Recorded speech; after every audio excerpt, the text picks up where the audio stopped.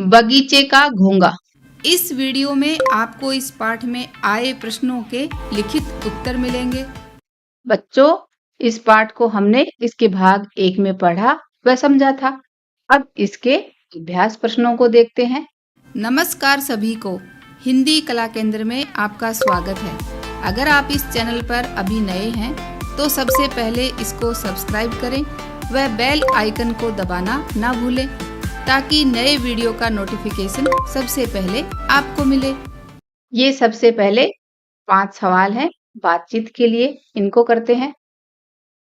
घोंगे को बगीचे को उद्यान भी कहते हैं, गार्डन के एक किनारे से दूसरे किनारे तक पहुंचने में 2 दिन क्यों लगते थे? बताओ। क्योंकि घोंगा बहुत ही धीरे चलता था, रेंग कर चलता था, इसलिए हम क्या लिखेंगे? क्योंकि वह बहुत धीरे चलता था। आप अपने विद्यालय कैसे जाते हैं और आपको कितना समय लगता है? तो ये बात बच्चों आप अपने हिसाब से बताओ। जैसे मैं अपने विद्यालय पैदल जाती हूँ या बस में जाती हूँ, टैक्सी में जाती हूँ और मुझे 20 मिनट लगते हैं, तो ऐसे ही आपको कितना समय लगता है वो लिखना है। घोंगा उद्यान से बाहर, उद्यान यानी बगीचे से बाहर क्यों जाना चाहता था? क्योंकि वह बाहर की दुनिया के बारे में जानना चाहता था। उसे देखना था उस सुराग के बाहर कैसी दुनिया है।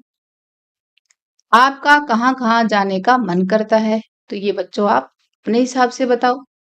जैसे मेरा दोस्तों के साथ नई-नई जगह देखने का मन करता है। आप घूमने के लिए कहाँ-कहाँ जाते हैं और किसके साथ जाते हैं? तो ये भी आप अपने हिसाब से बताओ, जहाँ-जहाँ आप गए हो और किसके साथ गए हो। जैसे मैं घूमने के लिए आसपास के दार्शनिक देखने वाले जगहों पर जाती हूँ और मैं अपने परिवार के साथ जाती हूँ। नीचे दिए गए प्रश्नों के सटीक उत्तर के सामने सूरज का चित्र बनाइए। जो उत्तर सही है उसके सामने ऐसा सूरज का चित्र बनाना है। घोंगा उद्यान से बाहर क्यों जाना चाहता था? उसे उद्यान में अच्छा नहीं लगता था। वह बाहर का जीवन देखना चाहता था। उसे उद्यान सुंदर नहीं लगता था। उसे उद्यान बहुत छोटा लगता था। तो कौन सा सही आएगा? मेरे हिसाब से वह बाहर का जीवन देखना चाहता था। घोंगे को बड़ा सा पत्थर पहाड़ जैसा क्यों लगा होगा? पत्थर पहाड़ की तरह बहुत ही बड़ा था। घोंगे ने उद्यान में पत्थर जैसी बड़ी वस्तु कभी नहीं देखी थी। घोंगे को पत्थर पर चढ़कर दूर दूर तक दिखाई दे रहा था। पत्थर की आकृति पहाड़ जैसी थी। तो इसमें ये सही होगा। घोंगे ने उद्यान में पत्थर जैसी बड़ी वस्तु कभी नहीं देखी थी। तो जैसे ही उसने पत्थर देखा उसे लगा कि ये कोई पहाड़ी है। घोंगे ने अपने जीवन में पहली बार क्या देखा? अपने लंबे पतले पांवों से आ जा रहे लाल चींटे, अपना शंख, पीपल का पेड़, हरी हरी घास। तो उसने पहली बार देखा अपने लंबे पतले पांवों से आ जा रहे लाल चींटे। घोंगे की आंखें आश्चर्य से क्यों खुली रह गई? उसके ऊपर एक बड़ा पत्ता गिरा। वह उद्यान में एक नए कीट से मिला। उसने पहली बार एक तालाब देखा। उसने बड़ का एक पेड़ देखा। तो ये सही होगा कि उसने बड़ का एक पेड़ देखा। उससे पहले उसने इतना बड़ा पेड़ नहीं देखा था। छेद से बाहर निकलते ही घोंगे का जिन वस्तुओं से सामना हुआ, उनमें से कुछ वस्तुएं छूट गई हैं। उन्हें पूरा कीजिए। जैसे मैदान, पत्ता, पत्थर, लाल चींटा, गिलहरी, गेंद, कुत्ता, खजूर का पेड़ और बड़ का पेड़। अब इन सवालों को करते हैं, सोचिए और लिखिए। उद्यान की दीवार में छेद देखकर घोंगे को कौन सी बात याद आती थी? तो कौन सी बात याद आती थी? घोंगे की माँ ने जो बात कही थी, क्या कहा था? कि दीवार के पार कभी मत जाना, वह दुनिया हमारी दुनिया से बहुत अलग है। छेद के दूसरी ओर जाते ही घोंगा चकित क्यों रह गया? क्योंकि आज से पहले उसने बहुत बड़ा, लंबा और चौड़ा सा मैदान नहीं देखा था, तो उस मैदान को देखकर घोंगा चकित रह गया। घोंगे ने ऐसा क्यों कहा होगा कि उद्यान में सब कुछ धीरे धीरे चलता है? जब उसने कुत्ते और गिलहरी को भागते देखा, तब उसने ये बात कही। साथ ही उसने गेंद को भी लुढ़कते देखा। तो घोंगा खुद भी धीरे धीरे चलता है और उसके बगीचे में बाकी के जीव भी बहुत धीरे धीरे चलते थे, इसलिए घोंगे ने ये बात कही। घोंगे की तरह आपको अपने घर, विद्यालय तथा आसपास क्या-क्या अद्भुत लगता है और क्यों? तो ये बच्चों आप अपने हिसाब से बताओ। जैसे मुझे मेट्रो रेल का विशाल पुल अद्भुत लगता है, क्योंकि वह कितना बड़ा है और उसे कैसे बनाया गया होगा, ये बात सोचकर मुझे लगता है। घोंगे ने उद्यान के भीतर और बाहर क्या-क्या देखा? नीचे लिखिए। ये उद्यान के भीतर यानी बगीचे के अंदर और ये बगीचे से बाहर। तो अंदर की तरफ दीवार, छेद, घास, छोटे पेड़ पौधे, बाहर की तरफ बड़ा मैदान, पत्थर, कुत्ता, गिलहरी और क्या देखा?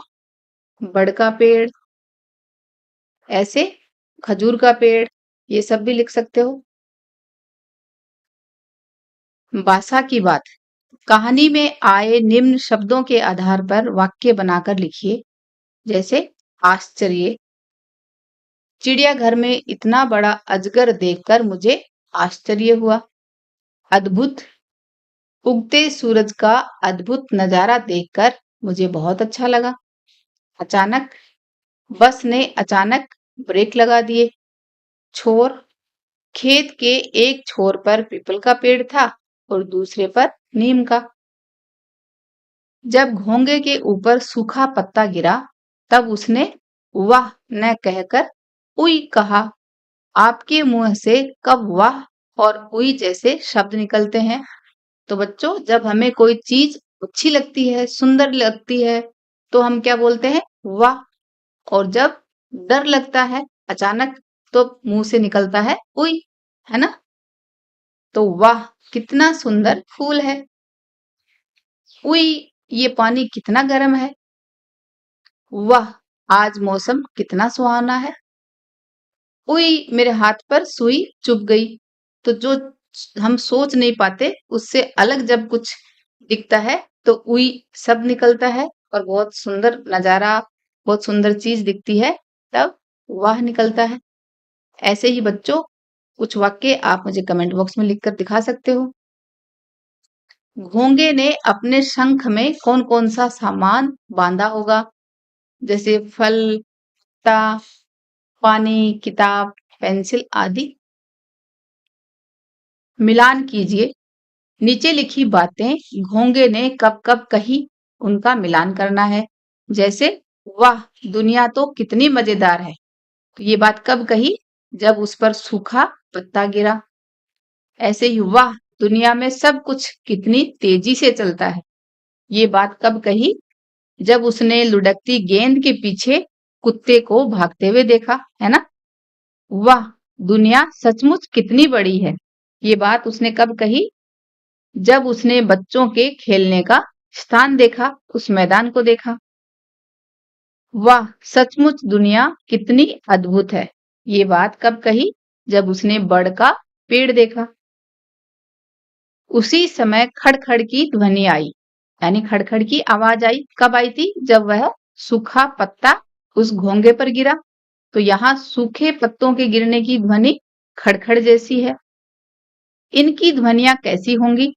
जैसे जब बादल गरजते हैं तो कैसी आवाज आती है? गड़गड़। पानी बरसता है तो टिप टिप। नल से बूंदों का गिरना टप टप।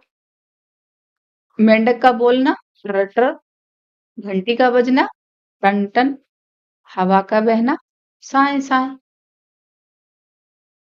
घोंगे ने उद्यान से बाहर आकर जो भी देखा, वह किसी न किसी रूप में विशेष था, क्योंकि उसके लिए सब आश्चर्य की चीजें थी।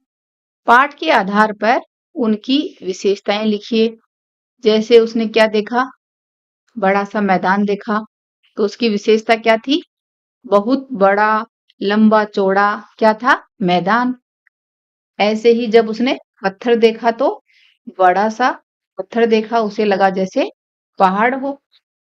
जब उसने चींटे को देखा तो उसे उसकी विशेषता क्या दिखी? लाल चींटा और जिसके लंबे पतले पांव थे। तो लाल चींटा, लंबे पतले पांव वाला। जब उसने बड़ के पेड़ को देखा तो बड़ा सा पेड़ देखा। तो ये सारी बातें इनकी विशेषताएं बता रहे हैं। तो ये जो संज्ञा शब्दों की विशेषता जो बताते हैं उन्हें विशेषण कहते हैं। तो ऐसे इन शब्दों में ये विशेष था। अगर बच्चों आपको विशेषण के बारे में जानना है तो आप मेरे इस वीडियो में देख सकते हो। अनुमान और कल्पना, ये सारे सवाल बच्चों आप अपने अध्यापक या अपने माता पिता के साथ करिए। घोंगे से आपकी भेंट, भेंट यानी मिलना, मुलाकात।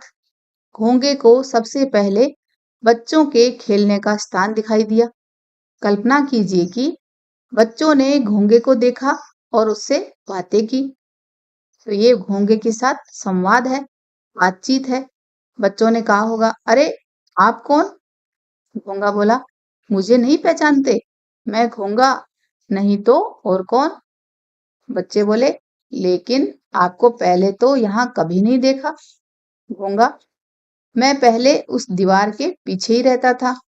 बच्चे, तो अब क्यों आए हो यहाँ? घोंगा, मैं भी तुम्हारी दुनिया को देखना चाहता हूँ।